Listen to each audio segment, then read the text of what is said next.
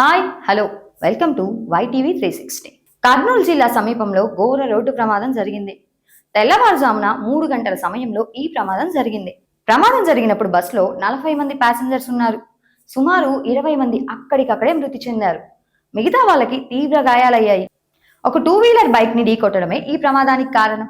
ప్రమాద స్థలాన్ని TDP MP Byreddy Sabari పరిశీలించారు. అలాగే కర్నూలు డీఐజీ ప్రవీణ్ కొయ్య కూడా ప్రమాద స్థలాన్ని పరిశీలించి ప్రైవేట్ బస్సులు సేఫ్టీ మెజర్స్ పాటించలేదని తెలియజేశారు. ప్రమాదం జరిగినప్పుడు బస్ స్పీడ్ 100 to 120 స్పీడ్ లో ఉంది అని తెలియజేశారు. తక్కువ టైంలో ఎక్కువ దూరం ప్రయాణించే బస్సులు ఓవర్ స్పీడ్ లోనే డ్రైవ్ చేస్తూ ఉంటారు. ఒక 700 నుంచి 800 కిలోమీటర్స్ కూడా 7 to 8 hours లో వెళ్లాలని ప్రైవేట్ బస్ యాజమాన్యాలు టార్గెట్ గా పెట్టుకున్నాయి. అలా టార్గెట్లు పెట్టడం వల్లనే సామాన్య ప్రజానికం ప్రాణాలు కోల్పోతున్నారు.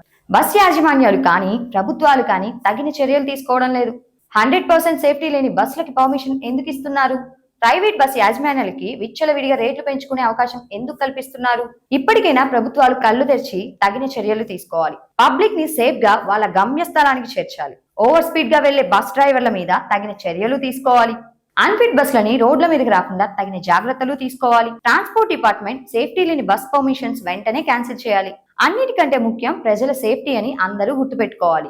Thank you for watching. Subscribe YTV 360.